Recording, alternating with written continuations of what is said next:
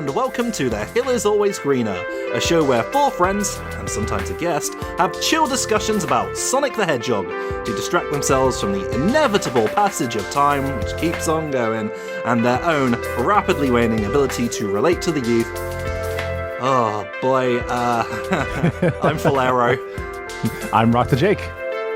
I'm Cyberlink. I'm the game buddy of Delphius. And who's that over there? Dommy Das.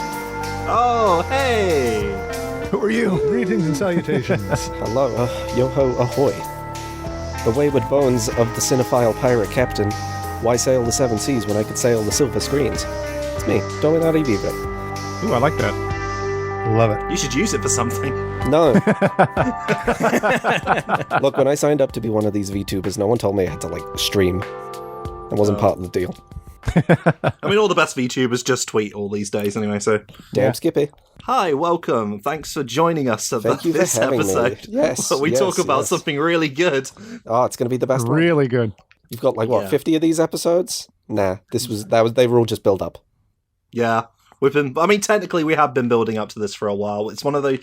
We have these, horrible there are these, the taboo topics that we don't want to talk about, but we eventually need to get to. They're kind of the berry... I don't know what you call these things, the cursed items of Sonic discussion that we have to eventually reach in. This is one of them. I know we've said it before, but these episodes have been like the sword of Damocles hanging over our heads for this entire run. You see, that's a better metaphor. Part of our mission statement on this show is to keep things pretty, light and positive. Not that we don't go into, extreme detail on the things we enjoy. And there's just a few topics in the Sonic franchise that we said are going to be pretty hard to say anything nice about. And this is one of them. So we're talking about Sonic Underground, by the way, guys. Just in case that, just in case you're wondering which one of those this was. It's that one. Didn't narrow it down, I suppose. A seer warned of a deadly fate, us having to do this episode. Yeah, so technically we're covering... Give up your standards. Separate. Technically, it took a lot of effort for us to watch one episode of this show. In fact, we were planning on doing more than a few of these, but I'm pretty sure Jeremy just watched this one and was like, I am done. I remember Jeremy was like, I think this one's just enough to talk about. Yeah, I think in our chat, I was like, well, we should probably do the episode with Knuckles in it, and there's only 2 of those, right? Nope, the other one's a 3-parter. And I said, well, we could probably get an episode out of watching those 4. They're pretty short, and the show is not exactly known for being having in-depth storytelling. And then I got through the first one, and I'm like, you know what, fellas? I know I was the one that said maybe we should watch them all. Let's just stick with this first one and maybe revisit the subject in the future. That's natural selection at work. Your body is evolved enough to protect you. The rest of us My antibodies kicked in. Whereas the rest of us chomp down on that thing even though it's killing us like it's a spicy pepper or really rancid food. Who said chomps? Oh, no. No! Getting too far into it. So, hey, the Sonic Underground, we're basically here to talk about Sonic Underground as a concept because it is a can of worms that we've needed to open for a while, but mainly we're doing that through the lens of talking about possibly the only episode many people bothered to watch of the show because Knuckles is in it! Yay, Knuckles! I love him! Yes, He's Knuckles. great! The first time that Knuckles ever showed up in a North American Sonic cartoon. Yeah.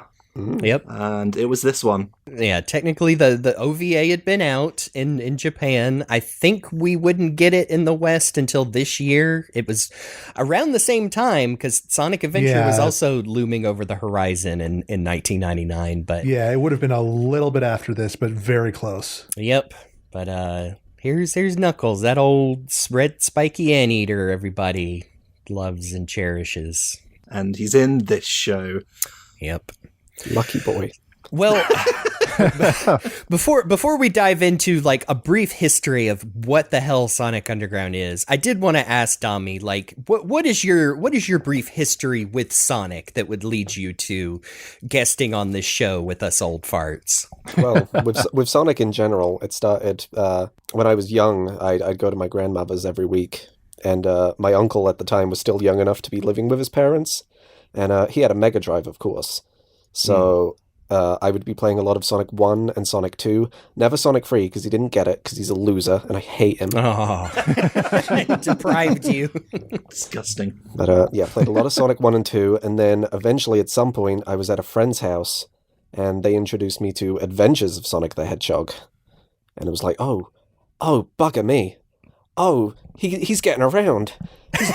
He's running, he's talking, he's doing all of it. Tails is there. There might be something to this Sonic guy. And that was it. That was it for me. I was in at that point for many years, over a decade. It was like, yeah, that's my guy right there. Slaps him on his little blue butt. That's my guy.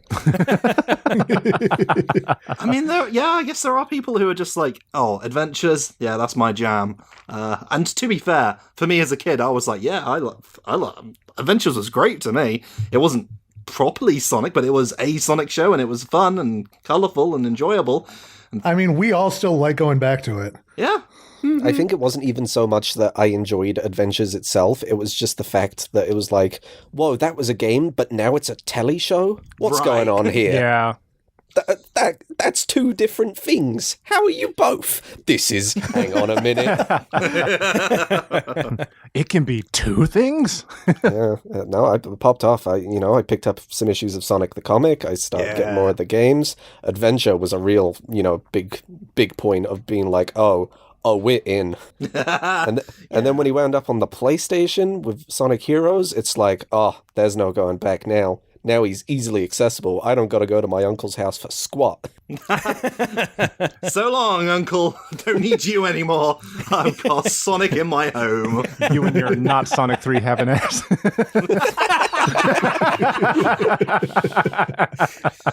Yeah, sorry, but that guy who denied you Sonic 3, he's the real villain of this episode, I'm afraid. Damn him.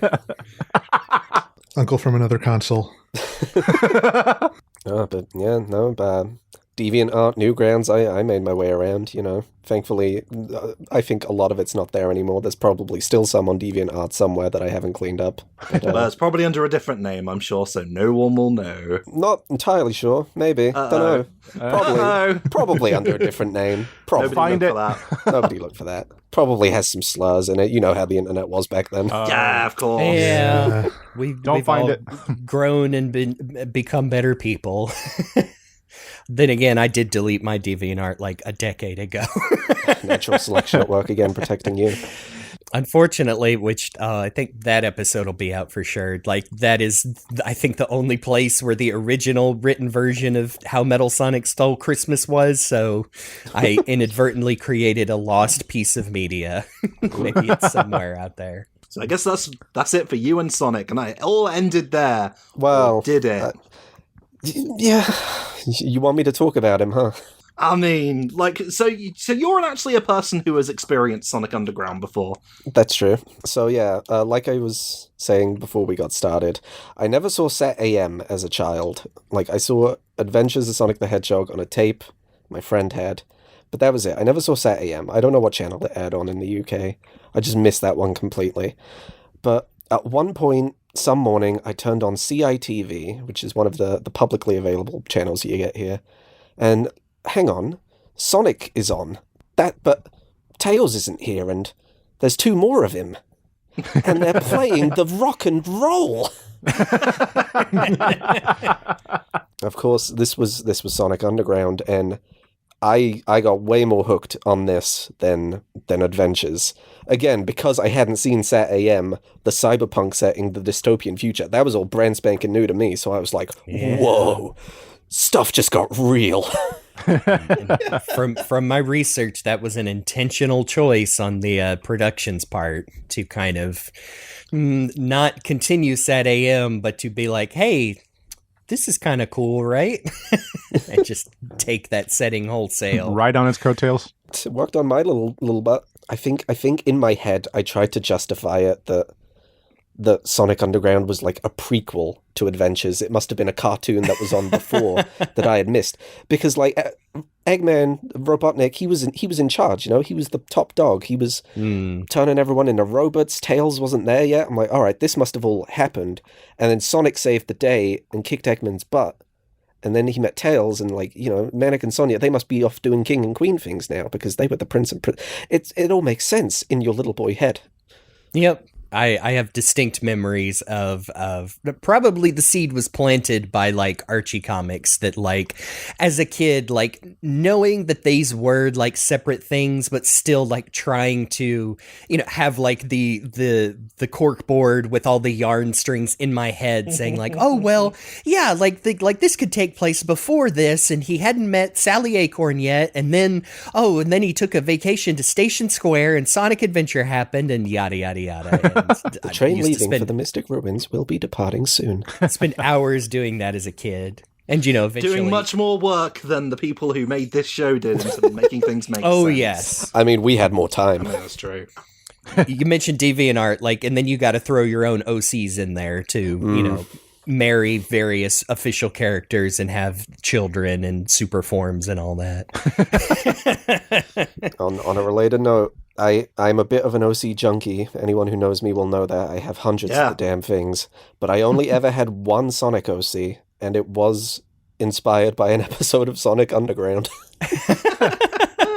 Beautiful. So I can't escape this fandom of this very specific section of the fandom. It's ingrained in my bones, and that's all I am. You did actually tell me which episode it was, so I did watch it ahead of time today. Oh, lucky you. To see if I get some context to that, but I guess you're not going to delve too deep into that one. Oh, no, we're talking about the Knuckles episode today. That's true. Fair enough. Well, you've avoided it this time. So, but before we get into the episode we all watched, I did want to give a brief history of how Sonic Underground came to be, and mostly the source that I drew this from is from an interview with Ben Hurst, who was a large creative force on SatAM. He didn't write a ton of episodes, but I think he wasn't the official like story editor, but worked with them a lot. Believe that was who was it? Lynn Jansen, and then Hurst has a longtime writing partner, Pat Ali or Patricia Ali, and they were like kind of the dream team on SatAM. They like I'm sure Sonic old heads who especially grew up watching SatAM know who Ben Hurst was.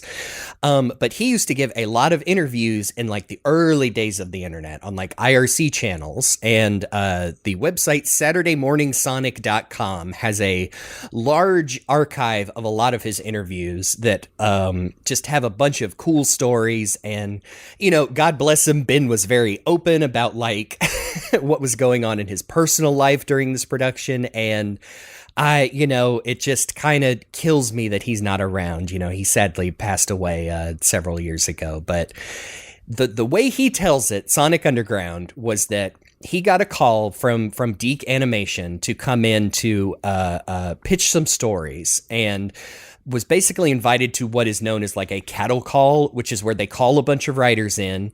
You come into one big meeting, pitch a bunch of stories after they tell you like the premise of this cartoon, and then they pick the ones they like and you get to write them. But it seems kind of shitty, because if they don't pick your story, then you don't get paid for you don't get paid for coming up with it. And it seems like that was not a thing that Ben usually did. Apparently the executives were like, look, Ben, we like guarantee we'll pick up some of your stories. So he's like, all right, well, I'll come in and do this. And sure enough, they get there. It's a whole bunch of writers. Some he knows, like he brought his writing partner around along with him, and they play an episode of SatAM. He says not one that he or Pat wrote, but just one of the the other ones that established the tone. And they basically said like, here's what we are copying for this new Sonic show.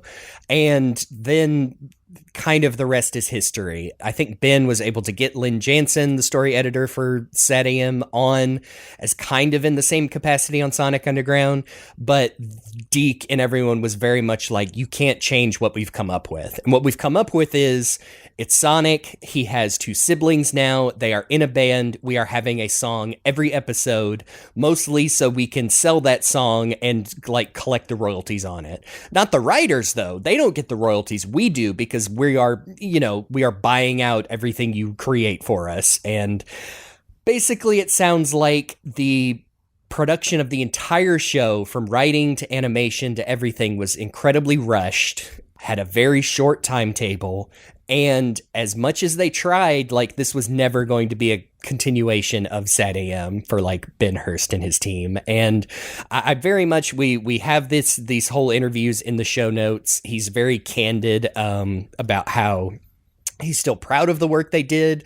There definitely are some as much as I personally do not like this show, like, there are some gems in there, some pretty like good character interactions and cartoon writing, but you can only do so much with the pen and paper when it comes to, having to get animated and whatnot. So does not seem like they set out to make the next revolutionary cartoon and just kind of wanted a licensed thing that they could make a quick buck on, that is my opinion. I'm not putting words into Mr. Hurst's mouth, but it makes a lot more sense when you look at what Sonic Underground is and then go to look at how it started.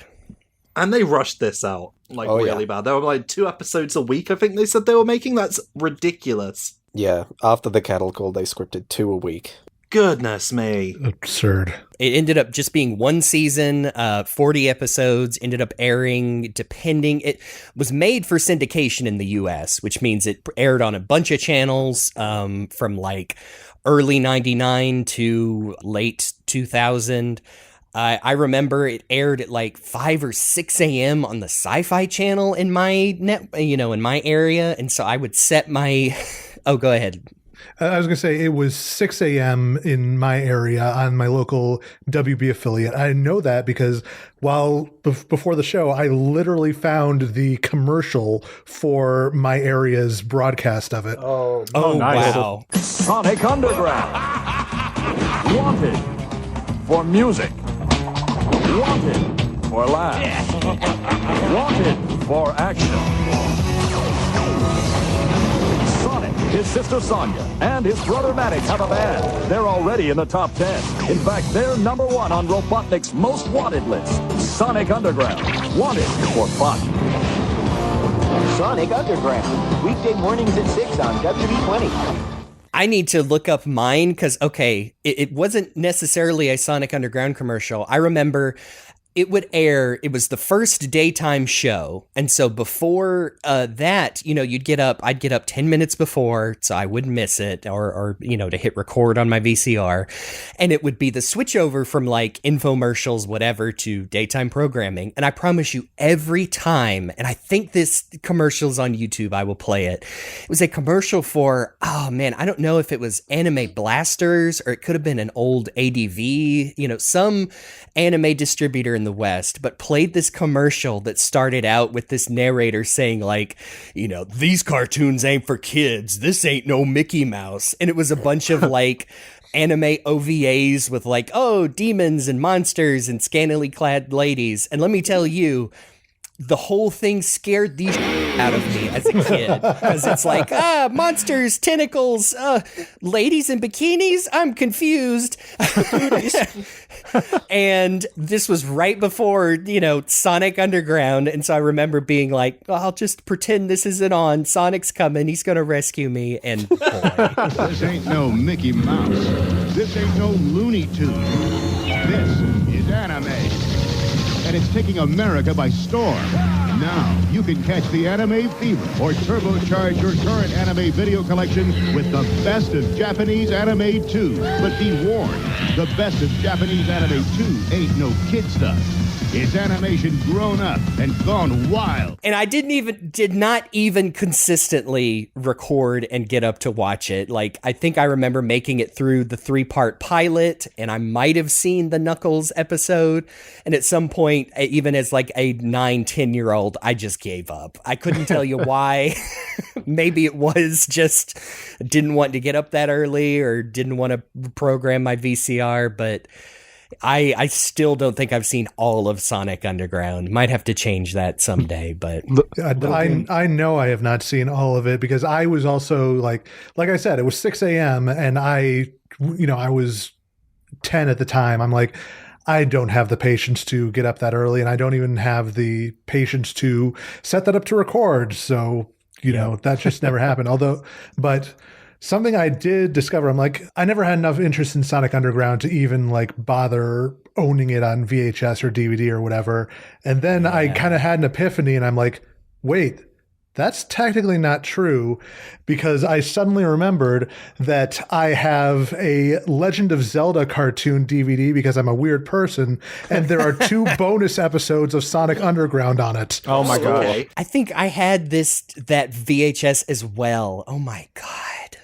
If you like Zelda, you'll love Sonic Underground. the Super Mario You'll Brothers love Super these Show. other shows that we own. I was going to say, even as the person you've invited on to be specifically the Sonic Underground guy, even I haven't seen every episode of this godforsaken show. And I like the show, and I still haven't brought myself to sit through the whole thing. And I think they're all up on whatever, I think it's Wild Brains YouTube. I think there's several different versions. There's uploads from 9 years ago, some from 6 years ago. So it's up there. Listen, it's all available. You can watch it at any time. The problem is you have to watch it. Yeah, that's and they just put out that DVD set of the whole series, which is like one of the few times I've been like, oh, they put out a full series release of a Sonic cartoon.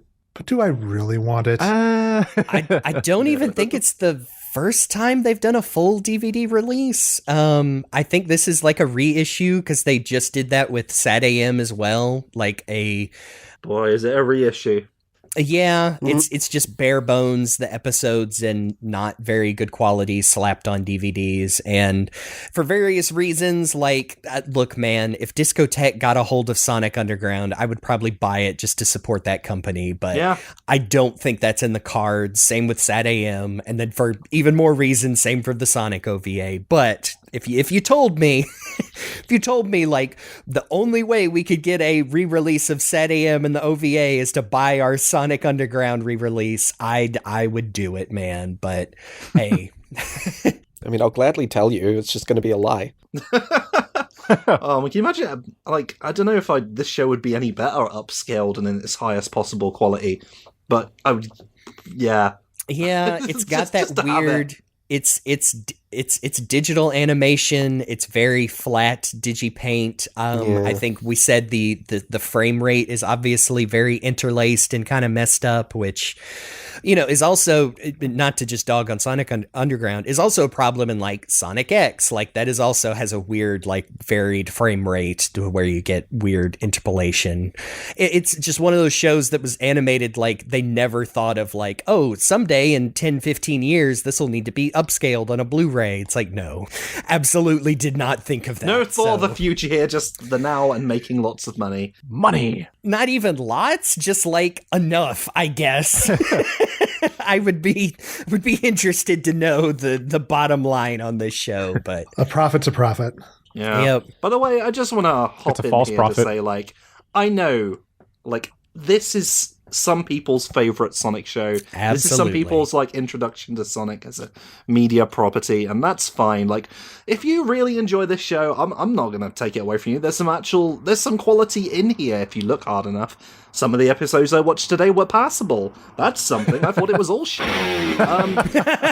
At its base core, I don't think it's very good. It's a very cynically put together kind of show. But if it's your favorite, because like we said, it's about every single Sonic thing that we cover, then don't let us being miserable about it take away your personal enjoyment, because that's still there. If this inspired you to draw things on DeviantArt, that's great. If you're like Tamers 1, 2, 3, 4, 5, and you're like, oh man, I'm going to make an animation series based on this, and by that I mean Sonic and Bartleby specifically, you know what? More power to you. If Sleet and Dingo awakened your latent BDSM transformation fetish, then God bless you. I mean, it had to have to some people. I think you guys can say all the nice things you want to Sonic Underground fans. It's clear you don't respect them because we're like 15 minutes into this podcast and we haven't had a single musical number. I know we've talked about this before, but like my rule of thumb is that even if you're a fan of something, you need to be able to like look at the problems with it, and it's fine if you are a fan of something, in spite of whatever issues, but don't try and ignore the stuff that is wrong with it, because that's just does not benefit anybody. It's incredibly difficult to do that with Sonic Underground, because even in the very first episode, which by all accounts should be the one you put the most budget into to draw people in, within the first 10 minutes, there's a shot where Sonic is running and they're making a big deal about how this is like his first real display of super speed, and they forgot to put on the layer his legs are on. Yeah. Now, I don't even, are we talking about the 3-part pilot, or are we talking about the actual first episode, which is that's a whole other can of worms with this production order, man. It's terrible. Because I remember, but that's another thing Ben Hurst talked about. He, with his partners, they got together a 3-part pilot to, set the stage, set what this show is about. And I don't even think it was aired. It was aired incredibly out of order. So the problem was the air dates in France were in order, sort of, and then the air dates in America were not as much, but the American air dates became the official episode order. The 3-parter is episodes 1, 28, and 30. Oh my God. Oh yeah. Yeah, I'm great. seeing that right here. Just, man. Like I said, it seems like Ben Hurst and his partners did all they could. There's another 3-parter involving Knuckles, which I think was supposed to serve as some sort of season finale or whatever. And that ended up becoming episodes 25, 27, and 29 out of 40. At least they're kind of consecutive, just with something in between. Yeah, another 3-parter in between, that's what. Yeah, so the Origin 3-parter was interspersed with the Flying Fortress 3-parter. So one week you'd get part of the Flying Fortress saga, and the next week you'd get part of the Origin saga, and then back and forth like that, for some godforsaken reason. That might have been another reason I gave up as a kid, because I probably thought I was missing episodes when they were just airing them in the most ass-backwards order possible. It's not even like they give a little recap at the start of each part to be like, oh, well, while this was happening, back in when we first met up, here was how we trained and got ready to fight this menace. It's like, no, the episode just starts like, you should already know this. Keep up, kid. I'm sorry, Queen Alina, your lead-ins do not actually help anyone at all. No. Are we ready to dive into the one official episode for this Before podcast? we do, I just realised that not all of us have recounted our history with Sonic Underground. Yeah, we're going all over the place, just like the airing order of Sonic Underground. Yeah, we'll fix it in the edit, which is something Sonic Underground did not do. Hey, do you know what? And neither will we. You know what my experience of Sonic Underground was? I found out it was a thing many, many years after it happened, because I don't know where it was on telly at the time. I wasn't one of the ones I have the nostalgia for that I do with AOSTH or SAT-AM at all. It's one of those things that the first thing I ever saw of it was the French introduction. That's how I learned it exists. So I thought it was Sonic Clarabelle. Sonic Clarabelle, Sonic Clarabelle. J'aimerais voir mes enfants, mais j'attends à demain. Ceux athées risqueraient de forcer leur destin. Ils se jurèrent de retrouver leur maître. Sonic Clarabelle. Yeah, that's about it. I don't have any... The only memory I have of maybe this existing in my childhood was a friend of mine, possibly in my school. I don't remember exactly. But the main thing I remember about them is they talked about Sonic with me, and that's what stands out to me in my childhood. And so he came up to me and was like, oh, did you see that new episode of the Sonic cartoon? I was like, no, why? What happened? Knuckles is in it. I was like, what, really? And I was looking for that for ages, because I thought maybe you meant Adventures or SAT-AM, and I never found it. And then when I went on the internet, I was like, oh, it's this one. Oh, this is the thing he's in. This band show. Great. Oh, boy. Didn't even get an instrument. No. That's true. That's what they were missing here. What would he play? He has his fists, which are instruments of destruction. A recorder. By the way, Jake, what's your history with the show, just so we can cover everyone? Thank you. My history is that for years I had heard the bad reputation of the show. I never saw it. And actually, I never saw Adventures or Sat AM on TV as a kid either, because I just didn't have cable and it didn't air on any of the publicly available channels in my area. But years later, I saw that it was on Netflix, so I watched a little bit of it, and I'm just like, yeah, this sucks, and so I stopped watching it. And then, so today's episode, Friend or Foe, is officially the very first episode of Sonic Underground that I've watched start to finish, and let me tell you, I had a great time. There's so much that I can pick apart and have fun with in this episode. You went in with the proper expectations. Yes. Exactly. The bar was set on the ground, so I stepped over it and I saw what was on the other side of the tracks, and it was funny. That's the best way to get into this, is just being like, well, I know it's gonna suck, let's see how much it does. Let's have a good time with this. Okay, I think we've covered all of our origin episodes when it comes to Sonic Underground. It's a bit out of order, but that's fine. Our tragic backstories are out of the way. Nothing tragic about mine. I was going to say I did watch the weirdly ordered introductory episodes of this show, which do give you they give you an idea of what's going on with the show and the characters, and that is, it's Sat AM but worse. Because it really is. Because the first episode, you see it's more or less like the Blast to the Past episode that we saw, where you see the Robotnik's death ship or where it is coming over Mobotropolis. A statue of King Acorn, if I remember correctly. Muscle-bound King Acorn, as I'm sure he imagines himself. I mean, is that the king? Is he the triplets' dad? Come on, man. Don't know. What? Don't tell ya. That's a mystery for season 2. Robotnik, but I think we mentioned it before, but Robotnik more or less looks like he did in Sat AM here. Slight color changes. I think he's got 2 metal arms. Yeah, 2 metal arms. Or wearing armor on one of them. I don't know. He's more or less that, but just less intimidating. There's an episode with a nightmare sequence, I remember, where Sonya has a bad dream that Robotnik captures her and grabs her with his big robot arms. And then when she tries to get away, his arms just start extending like friggin' Bender from Futurama. I don't know if that's just because it was a nightmare or if they can actually just do that. I don't remember him doing it in any other episode. Oh, come on. This is Deke. You mean Inspector Gadget. I was going to say, yeah. Sorry. Apologies. Go, Gadget arms. Oh, poor Gary Chalk. He's trying. Hey, you know what? That's, by the way, a little side note here. Mostly Canadian cast on the show, like with Adventures of Sonic the Hedgehog. Yep. So there's Gary Chalk, Optimus Primal himself, or the Optimus Primal that I care about, playing Robotnik, coming back from playing Grounder, now playing the villain, and promoted. I think he does his best. My note about him is just that he's a fine Robotnik, but he's definitely not my favorite. It's just, yeah. He's fine but it is almost exactly the Sat AM design. He deserves his own Robotnik design, and it would fit so much better, I think.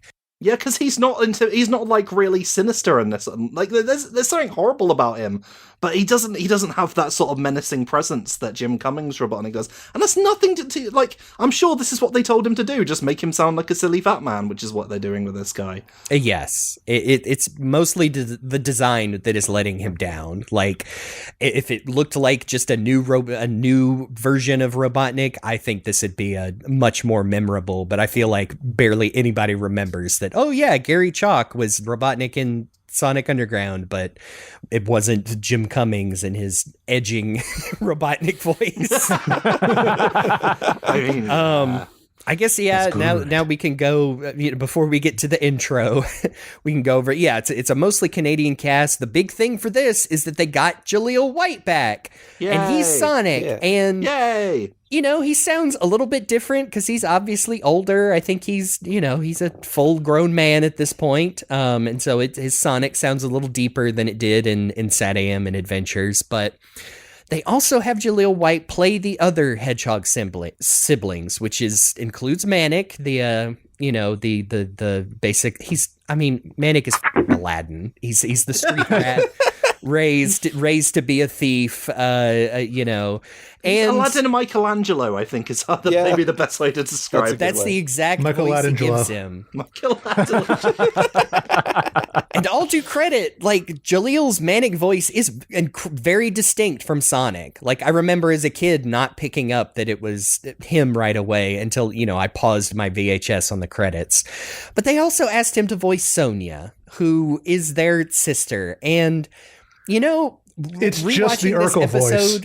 Yes, yeah. it's a falsetto Urkel voice, and it's not as bad as I remembered. It just seems like a very weird decision. And the only thing that makes sense to me is this was like part of, I think they were just trying to save session fees by making Jaleel White, the only LA-based actor in this show, I'm assuming, the only American-based actor in this show, to just play these three characters to just get it out of the way. And I think he really did try. And like I said, Sonia's not as grating as I remembered. I know it's worse than other episodes. It's just an odd decision. And that's not that is not a like weird, like, why'd they get the boy to play the girl? It's like, no, it's just an odd decision, like, regardless, to have one actor play these three leads and be talking to themselves constantly. And that's true. It's like, the thing is, it's like an abridged series and one of the early. Yeah. That's what takes me out of it a little bit.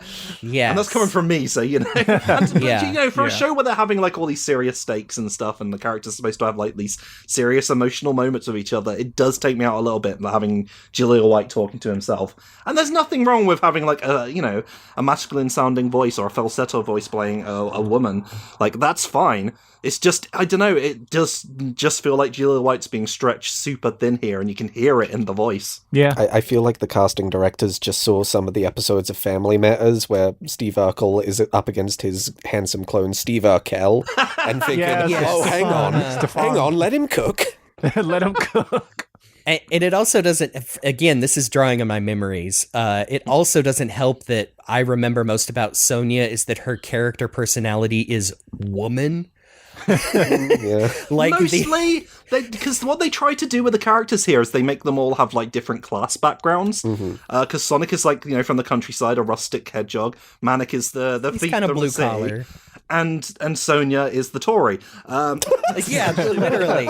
You joke, but no, she's literally like, there is class disparity in this version of Mobius. And Sonia grew up rich and privileged, and all of her friends are like airheaded, like you said. And man, it's odd. Like, she also gets and this is just cartoons at the time, we've talked about it on a lot of these revisits, like, she usually gets to be the one that comes up with the plans and gets to say like, all right, silly, the Marge Simpson voice there. All right, silly boys, we gotta do something smart now. And yeah.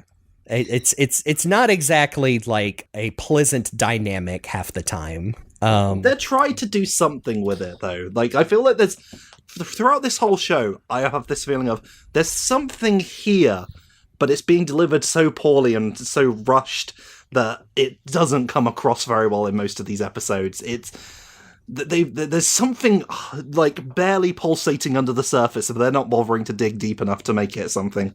I remember an episode with Sonia where they kind of pull it, like you said, they're trying, where I think she gets sick. She basically just gets sick of hanging out with her nasty brothers all the time. And so she goes and has like a girl day with an old friend of hers. I don't remember her name, but it's the one that talks like a Valley girl, Sonia. Oh my gosh. And again, I'm sure it's very like stereotypical, but I remember at the time like, oh, well, this is okay. Like, it's, Sonia is like mad at her nasty brothers, but also like, yeah, it's okay just to go hang out with your friends to, what she grew up with. And I can't remember. I think her friend sells her out to Robotnik or something, but that's the one I remember. Like, okay, they're trying to give her something. Yes, like you said just a moment ago, Mindy Latour. Which the least said about the background characters in this show, the better. Like, I don't know what species they are. They're mammalian of some description. I don't like how most of these characters look. Like every one of the characters has like a father, like a parental figure that gets tragically roboticized, a la Uncle Chuck. In fact, Uncle Chuck is one of them. Yep. He's back again in the initial episodes, voiced by Larisha Marsh, who's trying to do something with that voice. I don't know what it is. He sounds like an old prospector, doesn't he? Yeah, he He's does. like, oh, Sonny boy, I made you your anti-gravity shoes. That's pretty much it. And Manic has Farrell, who is this weird sort of like bug man. Cool He's like roach. a roach, I guess. Yeah. Literally stole the infant Manic off of the doorstep he was supposed to go to, if I remember correctly. Well, I think some rat dude steals the child for some reason, and I guess sells it off to this guy this Fagin guy who wants a kid to teach the art of thievery, I suppose. Yeah, Farrell is the leader of the Thieves Guild in this dystopian future. So the rat dude steals the baby and offers it up as tribute, and Farrell's like, "This is mine now. You are my child now." Hey, but apparently he's a good dad. Yeah, he's teaching him to steal stuff, but he seems pretty good until he gets turned into a Manic's like written off as like the thief and the slum kid, but he's actually like really good with technology and especially security systems, obviously. And like he's like easily dismissed by the other two a lot of the time, but he's actually like highly skilled, just highly impulsive, and gets himself. Nobody ever trusts the rogue. Exactly. They do that a few times in episodes where Manic feels like even if they find their mom and like Mobius is brought back, is taken back from Robotnik, that he does feel othered by them a lot, because he's like, I grew up, I'm not like you guys. I'm not a goody two shoes, whatever. And again, they tried a lot. Like the execution just always felt really bad, and it also doesn't help that Manic had some of the worst songs. Which, I mean, we'll get into the one in this episode eventually. Well, this is the only one of the rare instances of having like class disparity in a Sonic storyline, but I don't know if I like it very much. They tried, but man, it's. Well, from one drummer to another, I can, I can. Oh yeah, you probably relate a little bit. I can speak to the othering and also the unfortunate, sometimes truity of drummers have the worst songs. Ironically, the three siblings, they're voiced by Jaleel White, but in the musical numbers, they each have like their own separate singing voice actor, and ironically Mannix is the only one that has gone on to have like a full professional singing career, outclass his voice acting career. That's what's up. I would really I wouldn't know how to approach it respectively, because I've heard most of these singing voices in other projects and where they sound good. But these, I just wonder if it was another, like, these were churned out so fast and quick that, like, most of these songs just sound terrible to my ear. And, because, I mean, I know Sam Vincent can sing in character voices. Like, I immediately thought of, I'm pretty sure it's him in the, the Littlest Pet Shop cartoon a couple of years ago.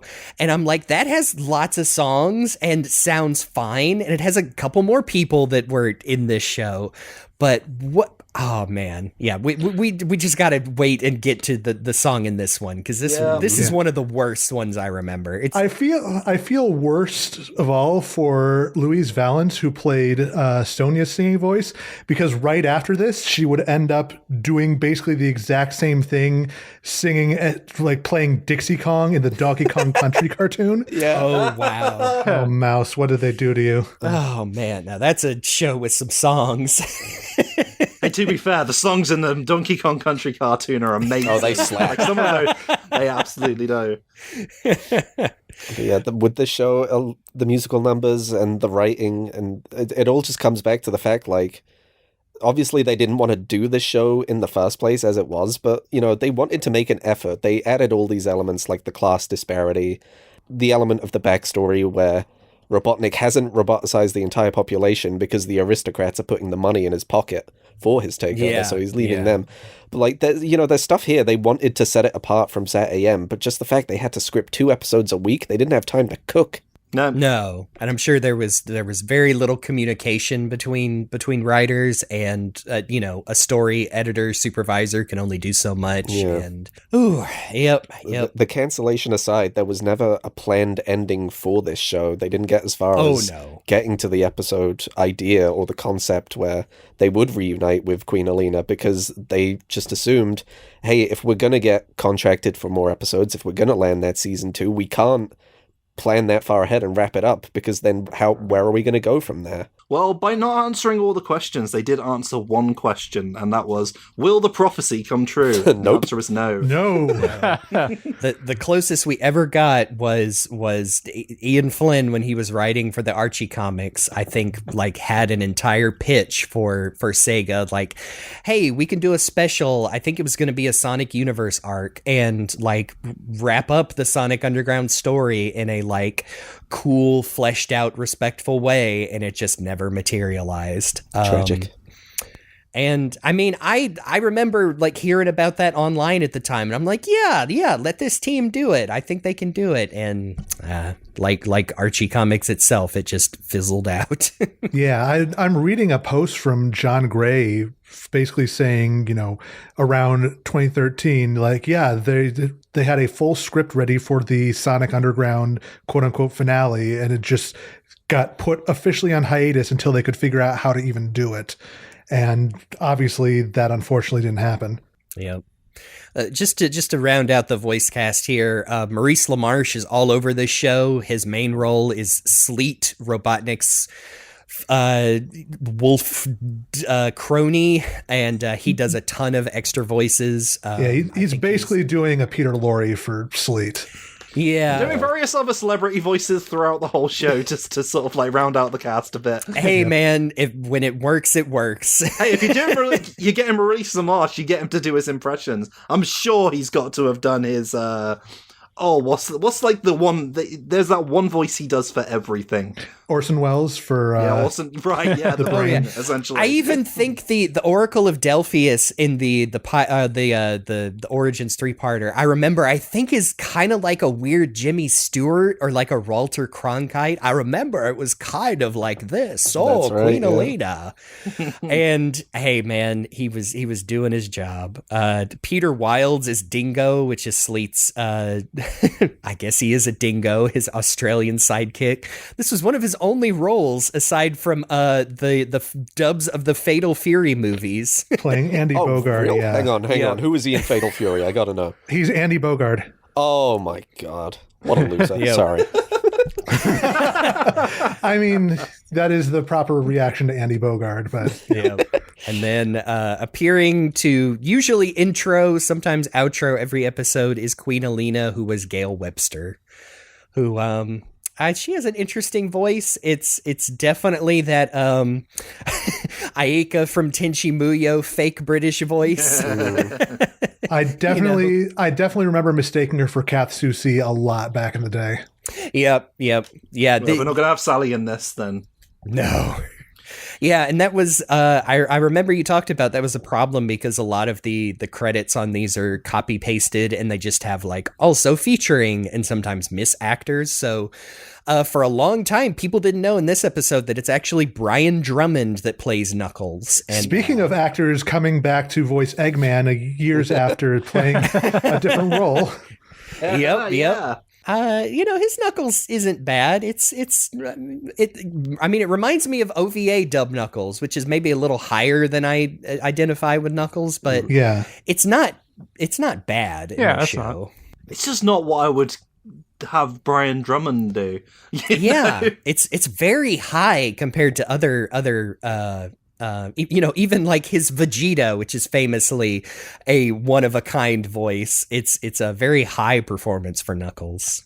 I mean, I will say I don't hate it. Speaking of things I don't hate, to get into the episode, I do think this theme song is still pretty cool. I think there's a reason that like the theme song has been memed in the Sonic fan community for decades because it's pretty cool. It's also almost nothing like the actual show because it was animated by a different studio, and I think the music was done by the same guy, but the music in the show also does not sound like this very much, I don't think. No. Here's the thing about this theme song. Like, we sung the praises of Fastest Thing Alive from Sat AM.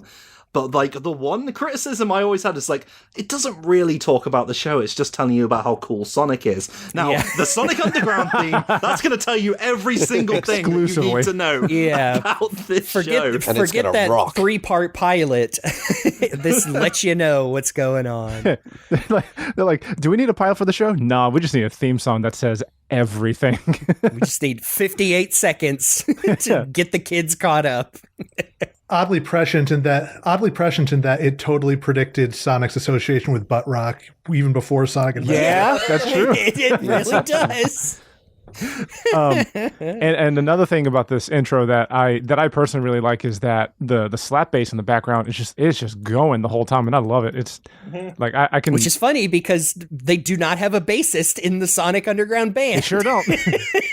Yeah, speaking of roles that often get disrespected and othered. Yeah. At least the lost fourth sibling Tonic got left behind. Tonic.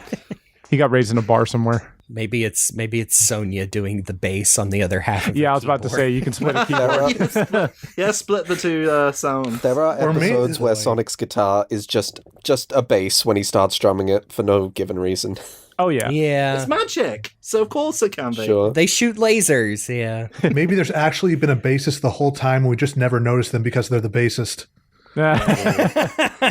Either that or Sonic has like an 8-string guitar and the bottom 2 strings are so thick and low that you don't need a bassist. I mean, it's not a normal looking guitar. Yeah, no, it's got the double V-neck. Yep. And that's also a joke about modern metal. By the way, everyone, just so we put this out there, this is how the characters still have like abilities. Sonic's still fast. He still has his trademark Deke cartoon spin attack, which is a buzzsaw, but mainly they're using their special magical instruments that are summoned from their medallions that they've worn since birth, that fire lasers and cause earthquakes and stuff. Donkey Kong 64 are going to sue somebody. Yep. Yeah. It doesn't Sonya also have like a tornado spin that is like unique to her? I think Sonic and her both do it, but mostly that's her thing, and it's, a bit SBO-esque, if you will. Yeah. And then Manic is just like, I can pick locks and steal stuff. And they actually have a whole episode about like Manic feeling inferior in that regard because, Sonic's got the speed, they both have the spin, Sonya's got like gymnastic and martial arts training from her days as a rich kid, and he's just like, mine, they're not exactly goody two-shoes talents. I don't see how that's going to get us out of any trouble. And then he finds out he's an earthbender, so... Oh, yeah, I kind of remember that. Yep. I apologize. I just want to mention one more thing about the intro. Because it is so well animated things are also just a goldmine for great animation smears. I was about to say, what I remember is Sonic shredding on the guitar. He is just turns into clay. Yeah. Which His nose bulbous. It is decent animation. It is edited weird because they use the same shot of Queen Alina crying like 4 times in the intro and play it backwards at least once, where it's like, yep, tears getting sucked up back into a mono eye. It's the sad thing that, some animators went out of their way to make a smoothly animated scene here, and it's just put together so poorly. Like, the people editing this just had no respect for the craft. It's just like, we need to make this fit the song, so let's just speed this up, slow this down, repeat this bit, shove this bit here, crossfade to this, and go. Star wipe. They made a vow their mother will be found. Sonic Underground! Friend or Foe is unofficially designated the 16th episode of this one and only season. And we start out with the intro narration from Queen Alina. I'm sure they kept these vague on purpose, but she says, here, hold on. Following their quest, my children continue to learn one lesson, that things are not always what they seem. And let me tell you, watching this episode, that almost has nothing to do with what happens here. Oh, it has plenty to do with the song, though. They forced that bit out. Oh, man. I like the look of the floating island just because it looks very autumnal. I'm digging the aesthetic of it. Yeah, and I tell you what, I both hate and love that if you squint really hard, this could be considered an adaptation of Sonic 3 and Knuckles. In a way, there are the key, like some of the key elements are there. And you know what? It's cool that Knuckles is actually on the floating island in this Sonic cartoon. They got that bit right. What is kind of funny is I did watch the episode that was supposedly aired before this. I don't know if at any point, like, this... They say the Oracle was the one that told them to go to the floating island. This must have happened between episodes or in an episode that I didn't watch. So, but I guess they just kind of just go from place to place in the show with no rhyme or reason. We've already discussed, like, how they weren't really talking to each other in the writer's room. Yeah, I would bet that the scene you're talking about where the Oracle told them to go somewhere just didn't happen at all and just gets almost dropped certainly into this episode. You should go to the floating island. We really need to get Knuckles in this show. People actually care about that guy. It's another one of those elements like they tried to introduce to separate this from Set AM, because there you had the village that the freedom fighters were based out of. But in this they wanted to go for more of a globe-trotting aspect, like fighting the fight across the empire, but yeah, like you said, it's just writers not communicating with each other and them using that as an excuse to be like, well, here's what today is happening. So as a result of that, what we end up having is, like, there's no, like, the mystical floating island. Does it really exist? Let's go find out. No, they're just like, oh, there's a floating island over there, let's go. And that's fine, I suppose. All they ever have to do at the beginning of the episode is say, like, oh, the last town, somebody said they saw our mom headed in this direction. And I think they do that multiple times, which is why they're headed to the floating island. But yeah, it's the floating island that we just talked about in our Sonic 3 and Knuckles episode, that is the name that Sega of America was going with, even though it's technically incorrect, and it carries over even into this. The second time we've had a Sonic cartoon with a floating island. Yeah. No owl. No big Tim Curry owl on this one, no. And the show is worse like for that. it. Yeah, no, seriously, I would have liked that, actually. So the siblings arrive on the island. They're talking about, it's supposed to be very dangerous. And then Sonic gets caught in a net trap. Yeah. But also they know about the Echidna Guardian of the island. So they know Knuckles exists in here. And then we switch over to Robotnik and his cronies. And, I joked about it at the beginning, but man, Sleet and Dingo have gotta be someone's awakening, because these motherfuckers, let me tell you, they are overly designed, weird looking, like DeviantArt OCs, and their whole thing is that Dingo is silly and Sleet has a technology, a remote that he points at Dingo to transform him into any object he needs. And boy, it gets weird sometimes. They do not. Their designs are awful. I'm sorry. Like, Sleet is one thing, but Dingo is just this big, muscle-bound sort of 90s he looks like a street shark, or a biker mice from Mars. He looks like Tiger from Crash Bandicoot. Yeah, he does. No, I think Tiny Tiger looks better than Dingo. And he's got this kind of Elton John thing going on with the glasses and the earring.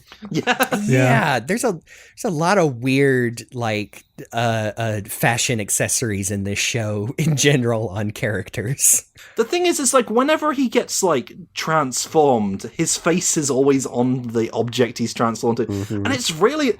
This is almost veers into body horror stuff for me. It does. It is quite upsetting at times in a way that I wasn't expecting to feel upset by in my current age. But yeah, if I watched this when a child, I would not be happy with myself and my life. Every time it happens, I just.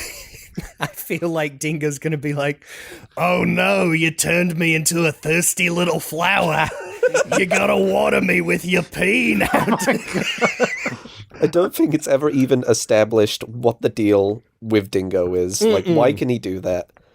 Because, I mean, if I can offer a counterpoint to all of this. Oh my God, sorry. The Knight's car from Sonic Racing Transformed, yeah.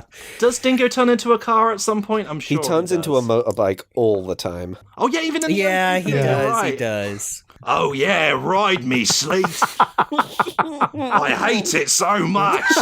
I'm not here to yuck anyone's yum. I just feel like the show does not establish a proper value of consent between these two. That's it the always seems to problem. take Dingo by surprise, and I just feel like they should discuss this before zapping him with the laser. It's worrisome because, like, there's episodes where Sleet will turn him into, a motorbike or a safe to keep something stored in.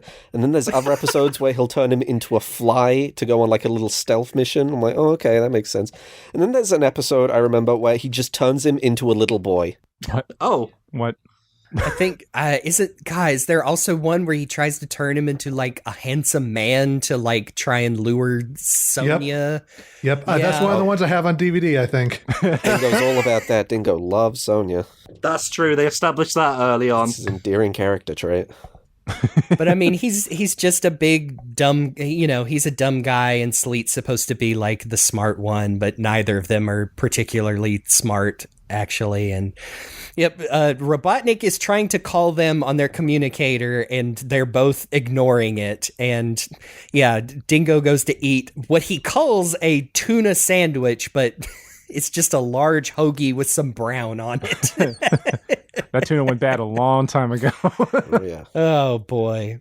I feel like this sequence gets drawn out way too long because Robotnik's like, hello, you better pick up the phone in 10 secones. 10, 9.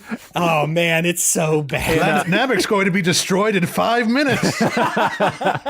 Of the 12 episodes I rewatched today, this is easily like the worst Sleet and Dingo bit. Like you say, it just gets dragged on forever, and it's such a shame that's in like the most popular episode.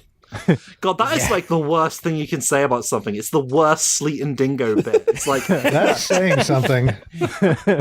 God help me, I kind of like these two. I'm sorry.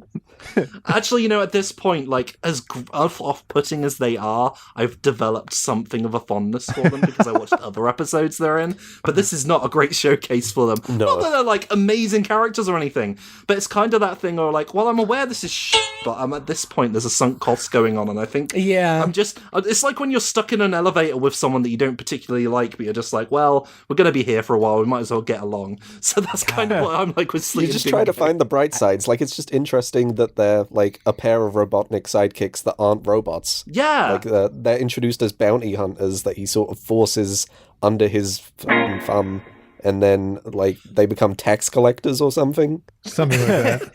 I feel like there is some alternate universe where, again, maybe late stage Archie, where they were pretty successfully melding everything together. You could redesign these two and say that they have some tangential connection to Fang the Hunter. Yeah, like that's what I was thinking. Like Knack Australia might be good in the role of like, because you look at like Sleet, and there's similar colours there to Knack. So my brain was like, oh, they could have had Knack in this row, but no, they have this guy. Yeah, I think you were trying to say something about 2 minutes ago, Jake. Sorry, it's all good. Sorry. This is all of our joking time. I wanted to say like the bit where like they're pulling stuff out of Dingo's backpack, and I know like, as an adult, like this is just them using a sound effect over and over again, but he keeps pulling stuff out of there and it makes the same thud sound, and like the last thing that hits the ground is toilet paper, and it sounds like a bag of bricks hitting the ground. Oh yeah. I'm like, wow. I mean, the sound design is particularly bad on this show, I have to say. It's obnoxious as hell. Oh gosh. Yes, there's some particularly disgusting sounds near the end of this with a certain character. But so they pick up the call for Robotnik, and he basically just tells them like, you dummies are there. You're going to find the echidna. You're going to convince him that Sonic and his siblings are the bad ones, and then you're going to steal the Chaos Emerald on the island and bring it back to me, Dr. Robotnik, because I'm the bad guy. I mean, I don't hate the plan. Obviously, steal, like, trick Knuckles, get the Emerald is rooted in Sonic 3, but then there's the added bonus of, I know the island's going to fall if the Emerald gets removed, as it does in, Sonic 3, so take it and get off the island, then we'll let the other dummies follow their doom. Like, it checks out. Yep. Of course, they immediately also fall into one of Knuckles' traps and end up on a spit roast on an open fire. And as Knuckles proceeds to try to cook and kill them to make them a snack for, well, we need to talk about that. Those two really are fetish fuel, aren't they? Yeah, man, I'm telling you, I would bet my bottom dollar there were some awakenings with these two. Watch the episode Sonic Tonic, and by that I mean don't actually watch it because Sonic's fourth brother. Well, I was like stopping myself from bringing it up when you mentioned Tonic. There is an episode where, okay, I'll just tell you, just summarize. They shred down like this special tree, the Velocitree, and they make some potion that they can pour on their feet to make them super fast, and it works for a while. But then, it makes their feet go big and they burst out of their shoes. No. And yeah, you can imagine the rest of it for yourself. Yep, I just saw something. I think it was oh goodness, was it Sonic the Hedgehog on various social medias was just posting GIFs from Adventures of Sonic, and it's the one where I don't even remember what it is. Tails eats something and then inexplicably starts inflating. I'm like, why can't we have nice things? Yeah. Why do we have to live in this hell? Is it? I mean, whose fault is it? Is it the innocent cartoon animators, or is it our destroyed? Put that away. Take it away. Hey, I mean, the answer is yes. The shoes didn't burst open like they did for Dingo and Slate. Those hogs are barking. Might actually prefer that to what I'm looking at right When you now. walk away, you don't hear me say. I mean, you're not wrong. Well, there's nothing simple and clean about this. So Sleet and Dingo are begging for their lives, and Knuckles says, well, I'm not going to eat you, but Chomps will. And out of the brush comes this horny. This lizard, but I mean, look, he predates it by several years. This bio lizard reject. Bio loser over here. Yeah. Oh yeah, that's a pull for deep Sonic F fans. Yep. Yeah, I hate this guy, this weird lizard that has, like, switches between speaking with what I'm pretty sure is Maurice LaMarche noises and, like, stock dinosaur sounds, and he's horrible. He's dripping with saliva, and, oh, man, I hate this guy. He's just hungry. Yeah. You know it was a cool Knuckles dinosaur? The pterodactyl he rode around in STC. That guy was cool. Just a quick point out, like during this whole scene, I made the note the first time that there's a moment at, and I'm taking this from the YouTube time code, at 4:48 where Knuckles has two eyes for just a little bit, and then it goes back to the mono eye, and then it just keeps happening throughout the episode. Oh god, yeah. Yes. Like, it goes without saying that the animation is incredibly inconsistent and bad in this episode. Especially in terms of perspective. Like, there's some scenes this later. Is possibly the worst, like, looking episode of all the ones I watched prior to this. Like, people have definitely seen the clips of he's fighting with Sonic and then falls off the island and Sonic grabs him and wildly shrinking and growing in size. And, oh, man. It literally is like, how does this happen? No, it's not even how does this happen. I really do think it just comes down to they just didn't care. Like, listen, as an artist of sorts, I do know the struggle of perspective. It is very difficult to make things look the way they should, like, from certain angles. But by golly, oh man, they were struggling to get this stuff onto, like, the animation frames. It's not just like, oop, there was like you said, like, oh, whoops, they drew Knuckles' eyes wrong for this, like, 2 frames. Like, no, these are entire sequences that are just like, you would have to send them back and say, like, we have to do this again. But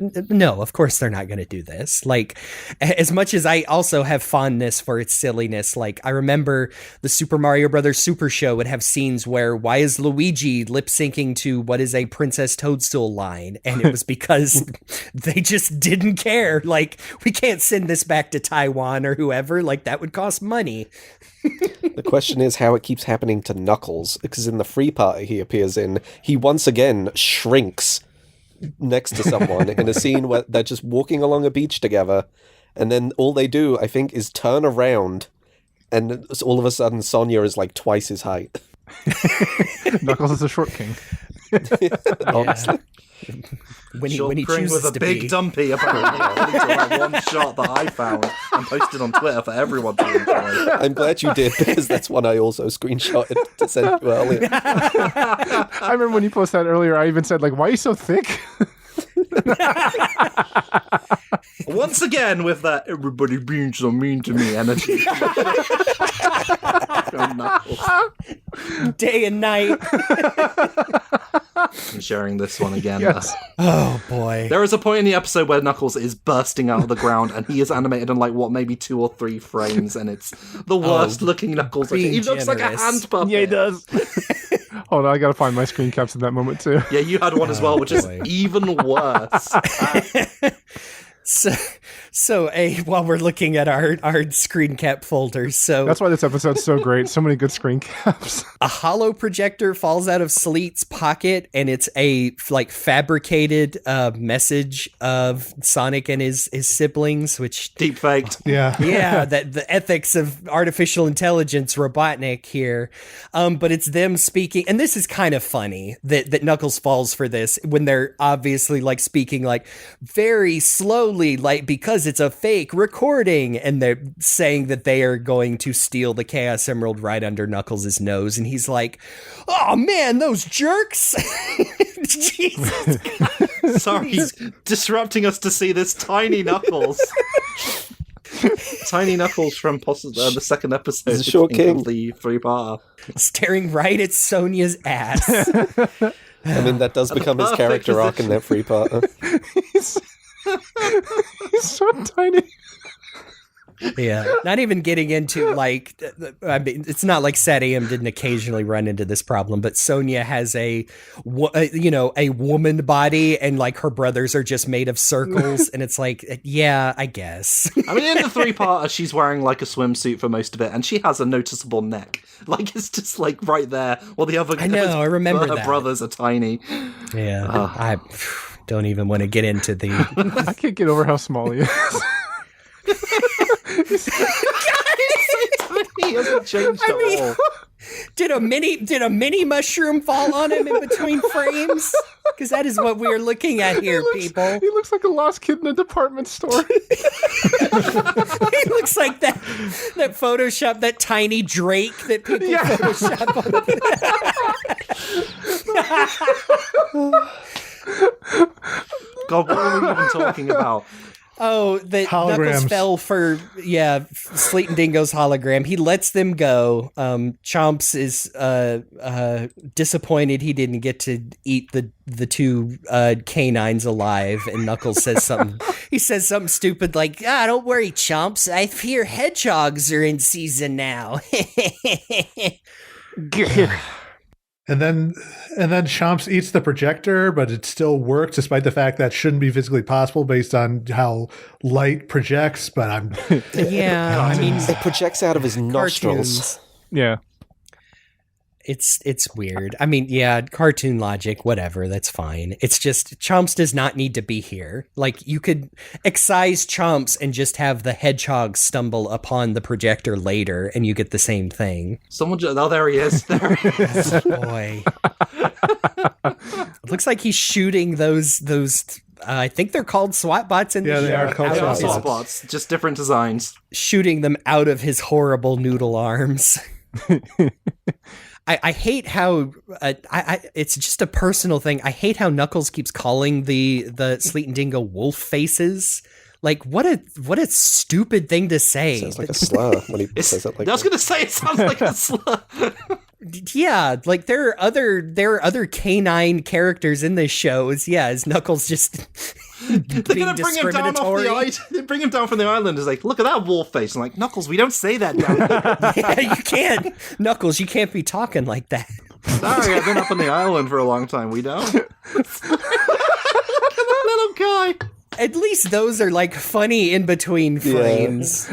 I'm sorry, everyone who is having to listen to this podcast and not know what we're laughing at right now. I know but- we've spent this whole time telling you oh, don't watch this show, but you just go watch it, man. It's all free. The rest of this episode, Knuckles goes and confronts the hedgehogs. He starts fighting them with the most infuriatingly lame, like, Knuckles powers I've ever seen. Oh, yeah, where his he's little- spinning his fists. And It's like the equivalent of like Sonic's legs, basically, is what they're doing for Knuckles' arms. So he has wheels on his arm where his arms should be instead of legs. But it's not his arms. And they That's glow, the of problem. course. Is it's not his whole arm. It's just his fists at the wrist. He's doing this windmill motion.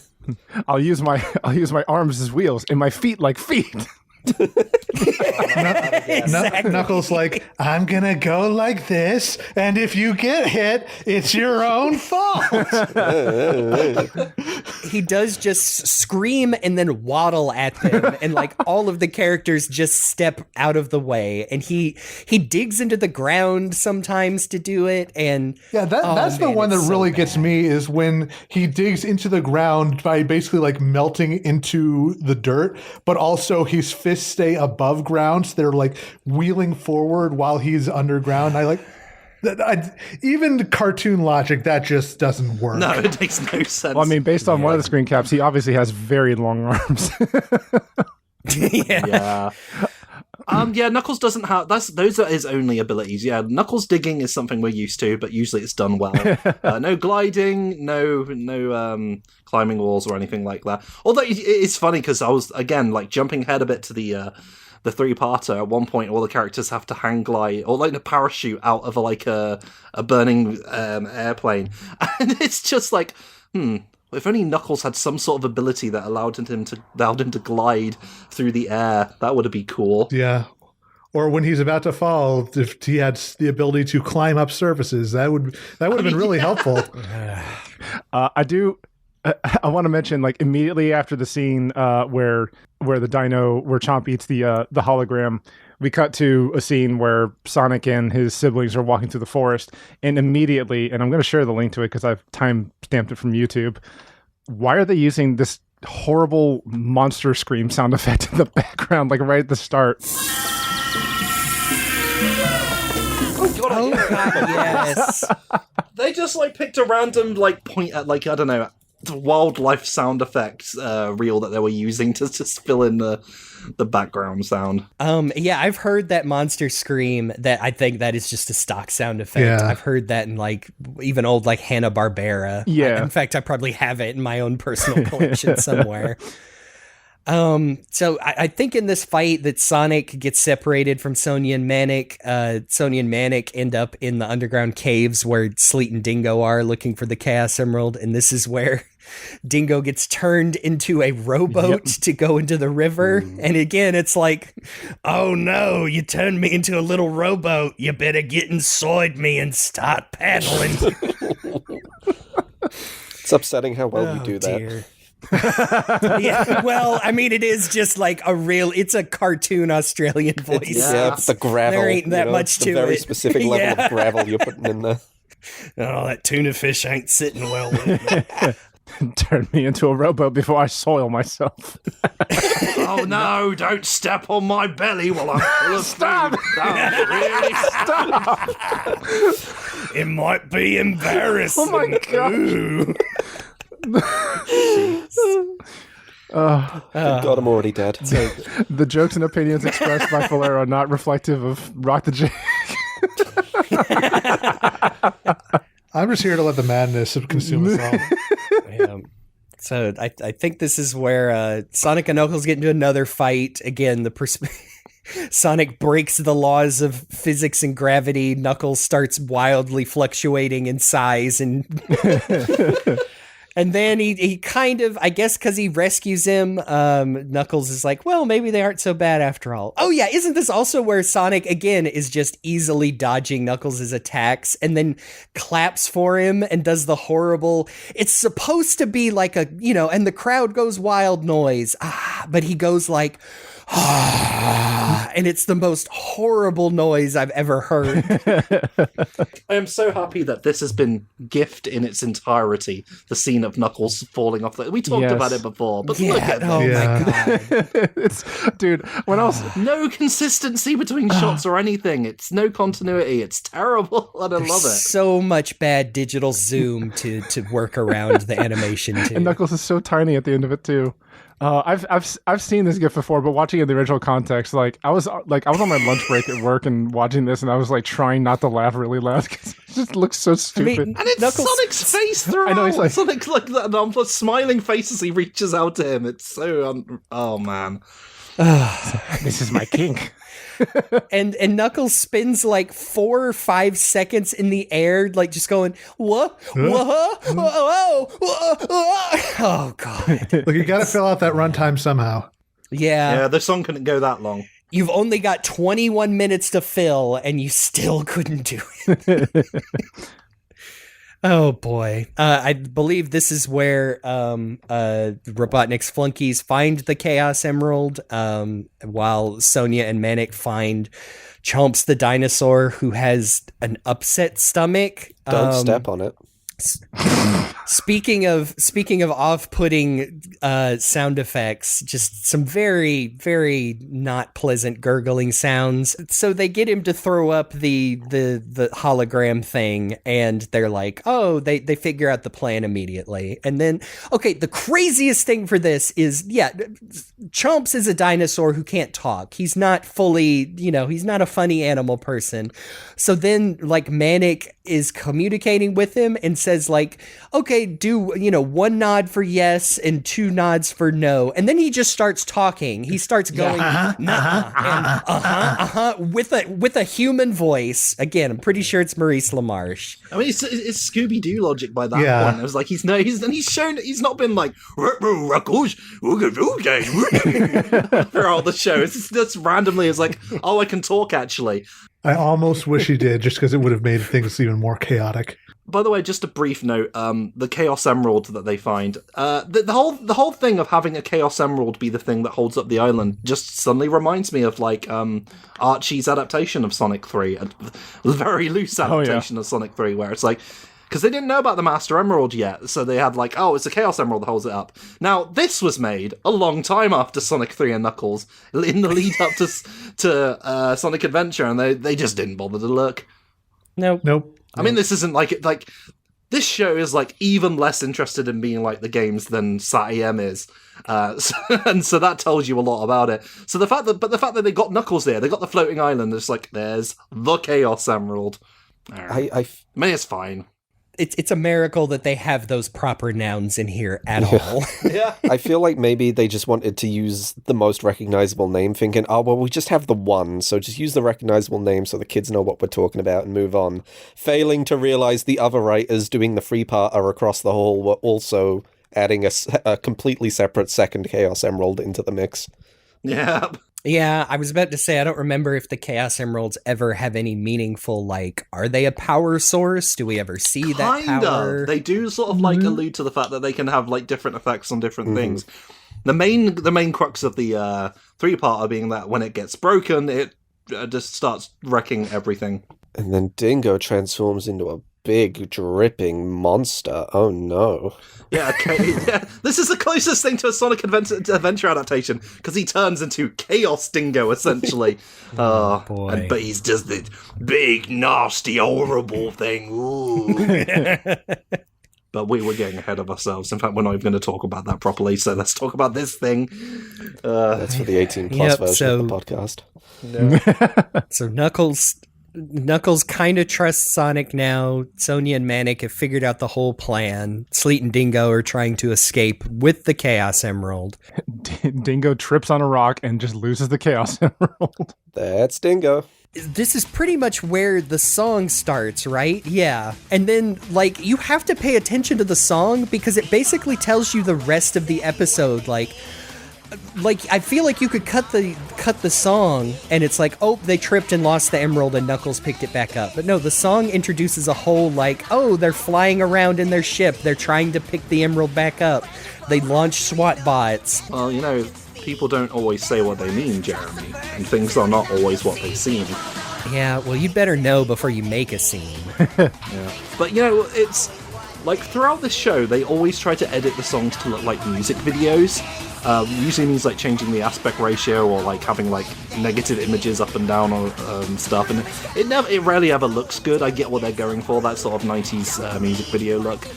But at least for this one, the scenes that actually matter, the things that are actually happening in, like, media res, so to speak, like all of the action scenes, are shown in, like, full aspect ratio so you can see what's going on, except for all the times they shove, like, Manic's drum logo on the screen to the beats of the drum, and it's very distracting. Yeah.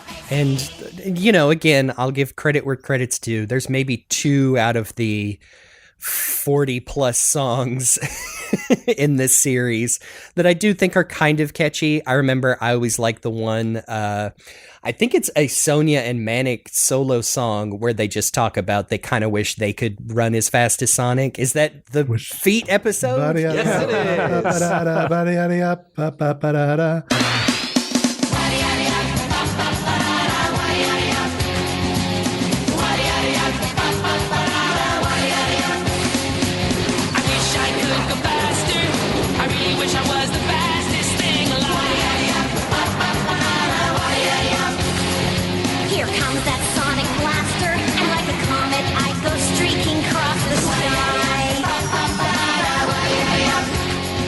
Yep, I wish I could go faster. Really wish. I remember that one being okay, even if, again, the voices are a little The definitive song to be called Fastest Thing Alive.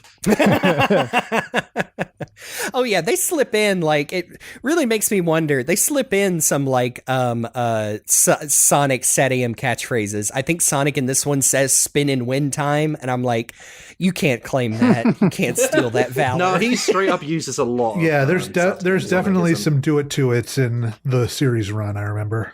Yeah.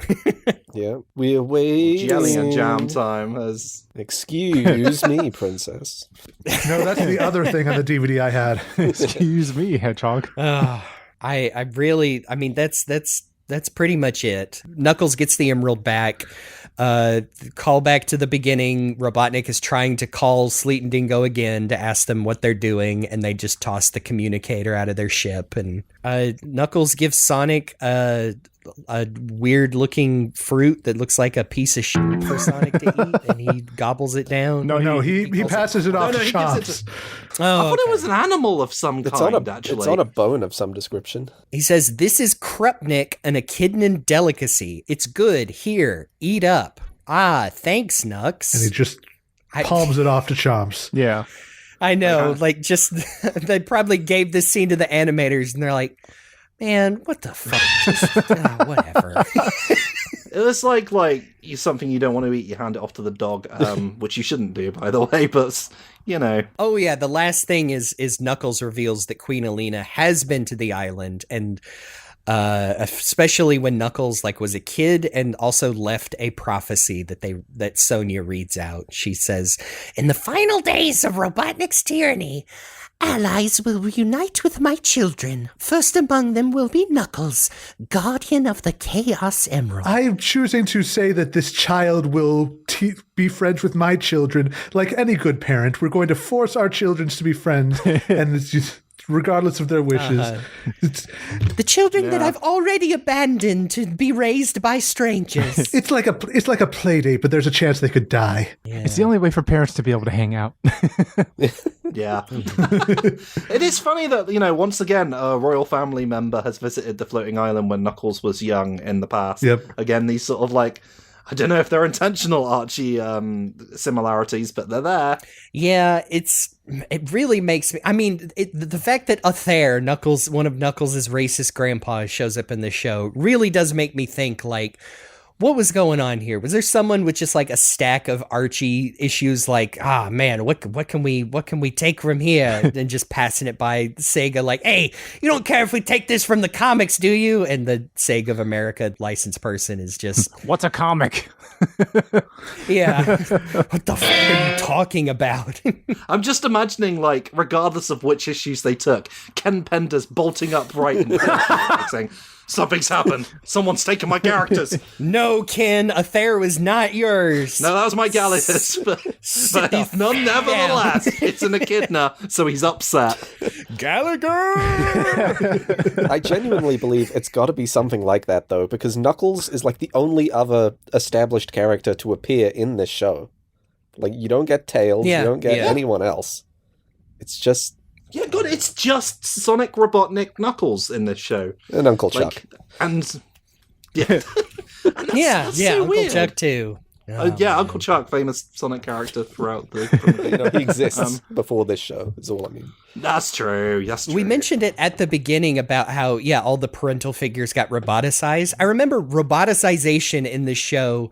It's more like a RoboCop, like Cyberpunk, where they just stick robot parts on them. It's not It as really varies. Yeah, I it depends think, on the 'cause episode. I was honestly when they showed like all the parental figures getting roboticized, like the final form, I was expecting Uncle Chuck to look like he does in Siam. No, he's got like little bits of coming off him, like a little satellite coming off his ear or something. It's really weird. It seems like they just took something from another source, but didn't get why it was cool or made sense in that particular universe. Well, it depends on the episode, because there's another one where they reunite with Queen Alina's captain of the guard, who was like, you know, knew them as babies. Oh, yeah. And he gets like fully roboticized. He's full on RoboCop, like head to toe machine.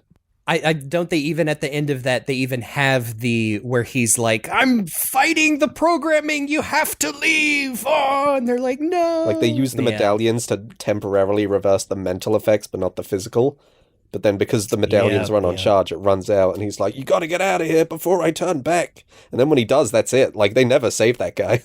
Their medallions operate on the, the 90s Spider-Man web shooter logic, is that they run out of energy, like, at the most opportune times for drama to happen. There's an absolute great episode where Sleet and Dingo appear after a musical number, and they go to whip out their weapons, and they're like, oh no, the medallions, they're drained from our song. It's like, why don't they attack after the musical number every week? Sorry, Dommy, you started the sentence. There's a great episode where Sleep and Dingo, when I was like, there's no way that sentence ends well. Great is used very loosely. Confirming that the songs are diegetic, like, the entire time Knuckles is trying to get the Chaos Emerald back in this episode, they're just,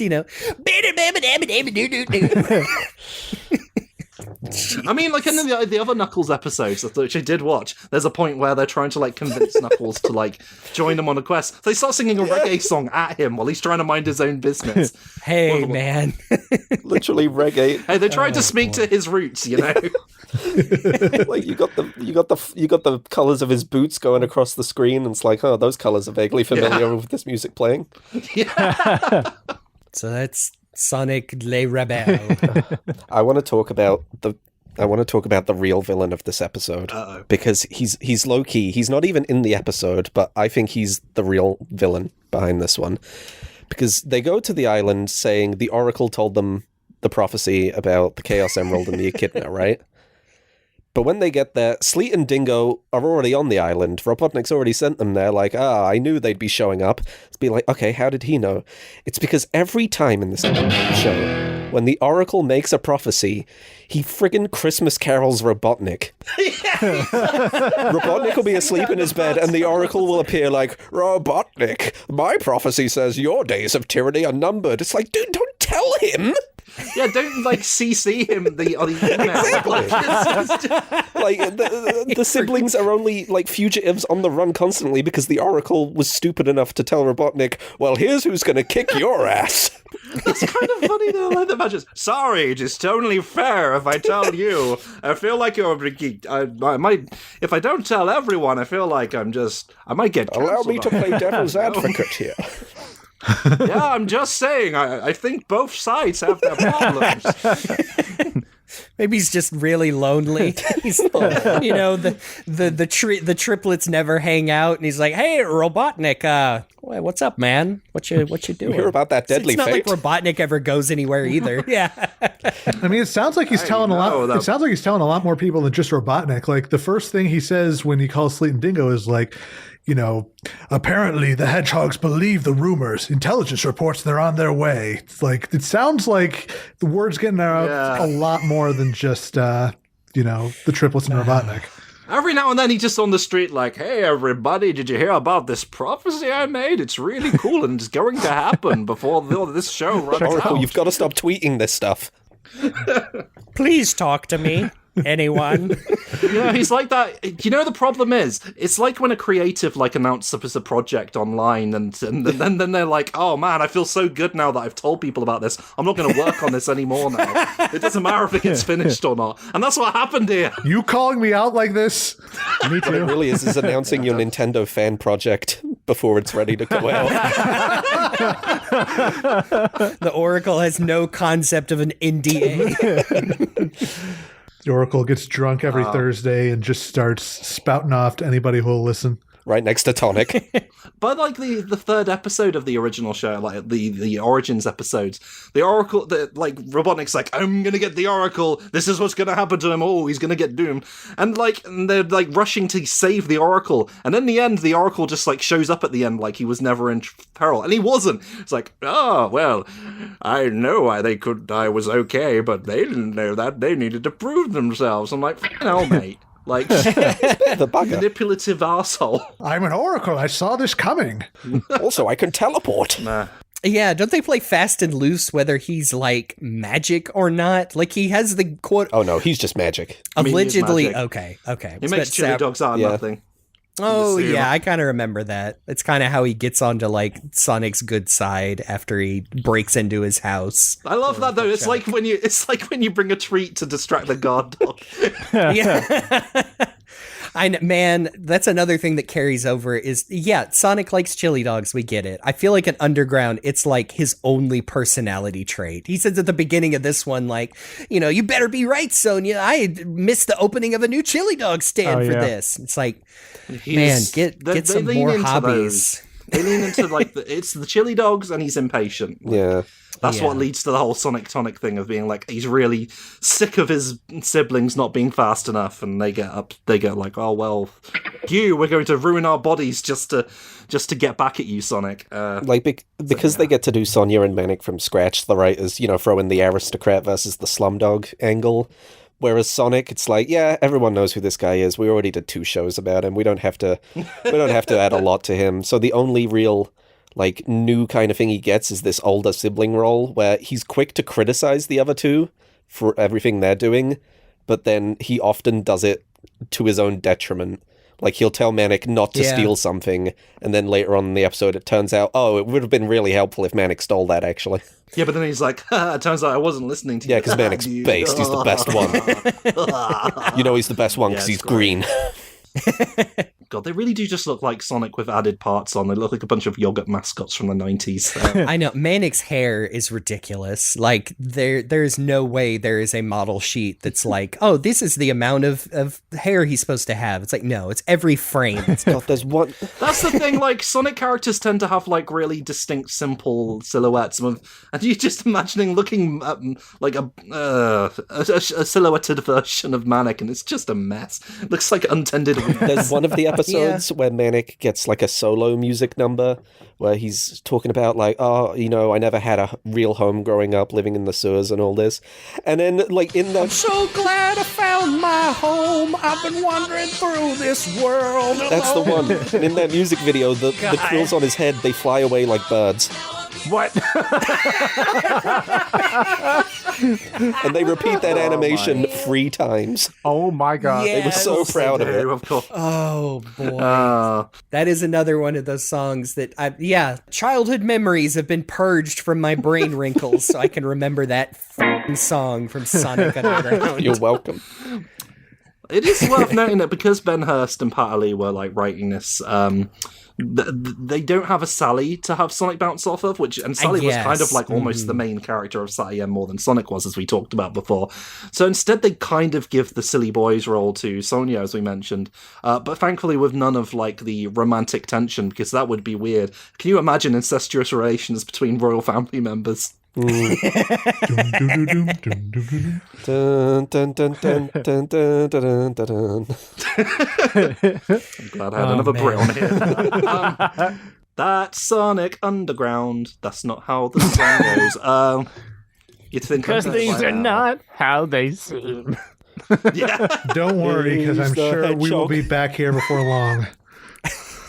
But that's kind of like Sonic Underground was a show that never really needed to happen. We've established that. It has stuff in it that I never wanted to see. Did I want to see Sonic having a brother and sister? Actually, maybe when I was a kid, I think I would have been interested in that. But not really. Sonic being a royal family member, definitely not. I don't like when Sonic is involved with royal families. It leads to bad stories. But that's what they wanted to do. Deke really wanted to do this for some reason. Money. So we got it. Oh yeah, that's the reason. That's always the reason. But did they think this was gonna make? Did they really think this was gonna make money? Like, whose was like really bent on this idea specifically happening? Man, it had to have been something like they must have still had some kind of contractual agreement with Sega of America. Like, hey, if there's a Sonic cartoon, we get first dibs.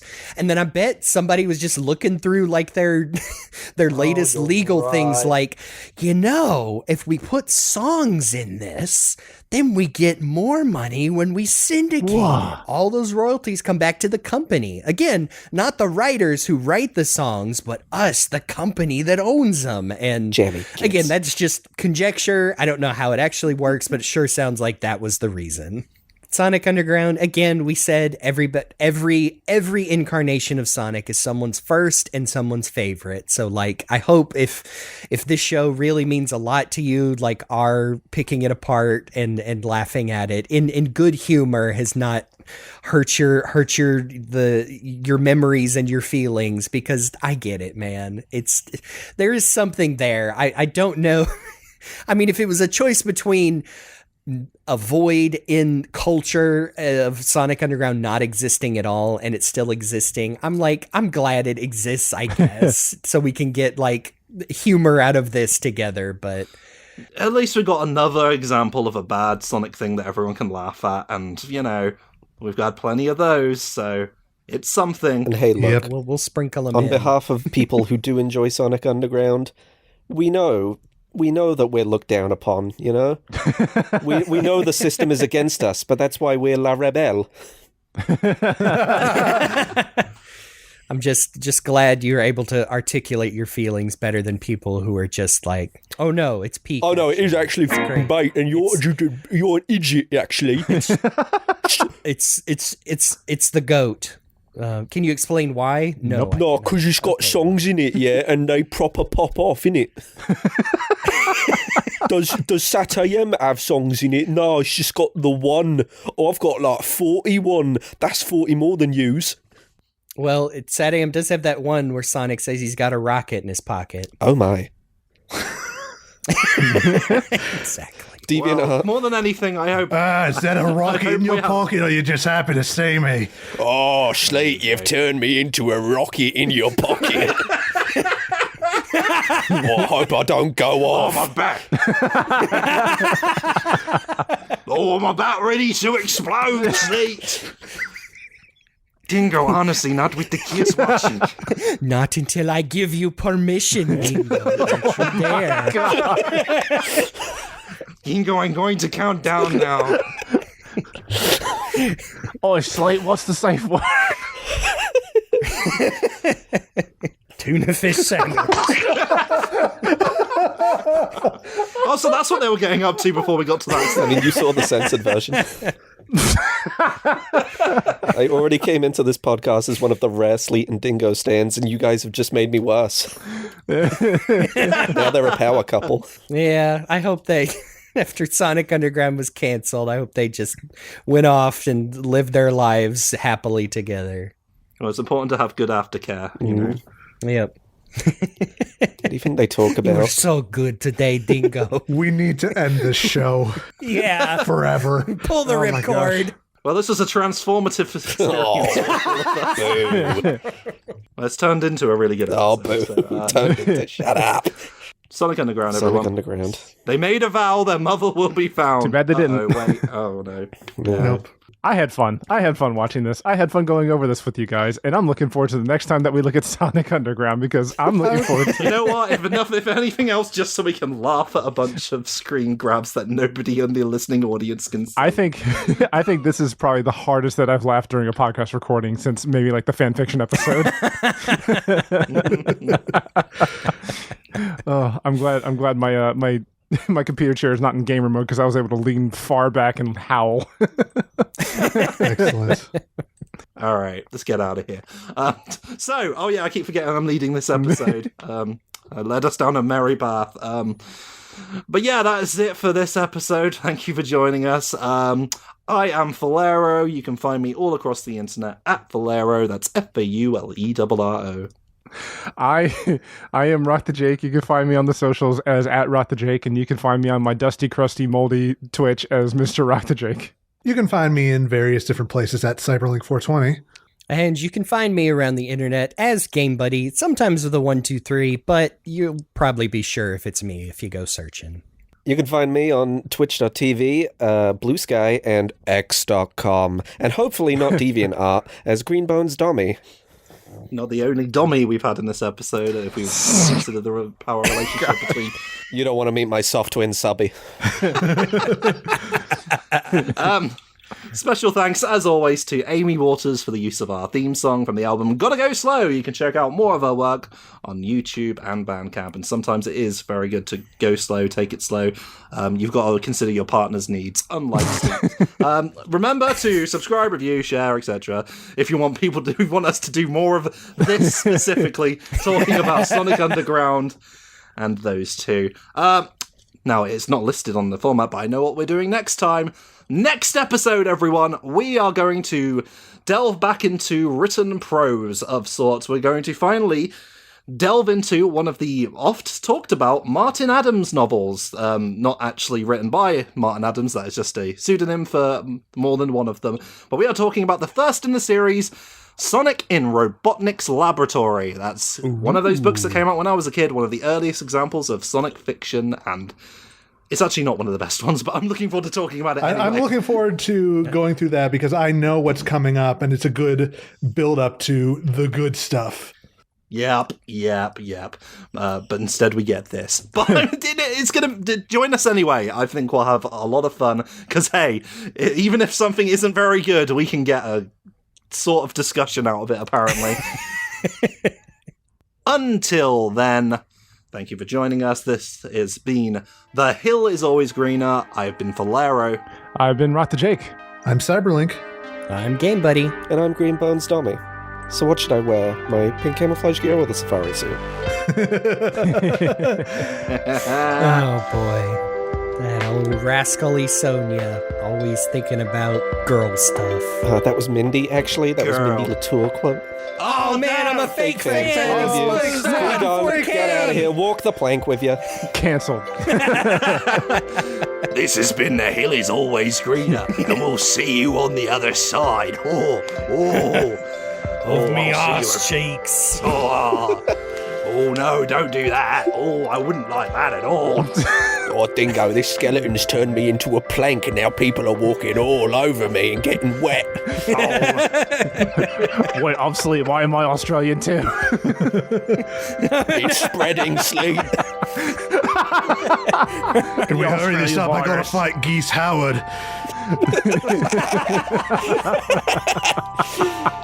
Okay. Oh, Lord. Get out of here. Oh dear.